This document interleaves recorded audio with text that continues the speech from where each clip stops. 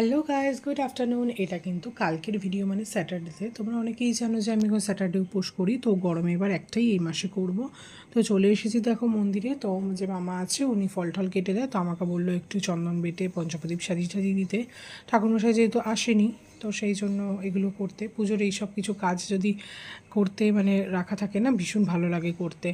তো আমি গেলাম, তারপরে চন্দন ফন্দন বেটে দিলাম, সাদা লাল চন্দন দুটোই বেটে। তারপরে হচ্ছে তুলো ছিল না, তো সেই জন্য সলতেটাকেই কেটে হচ্ছে পঞ্চপ্রদীপে দিয়ে দিয়েছিলাম, তারপর তেল দিয়ে দিয়েছিলাম। তো এরকম পুজোর কাজ করতে আমার ভীষণ ভালো লাগে, আর মন্দিরে গিয়ে করলে তো আরও বেশি ভালো লাগে সেখানে।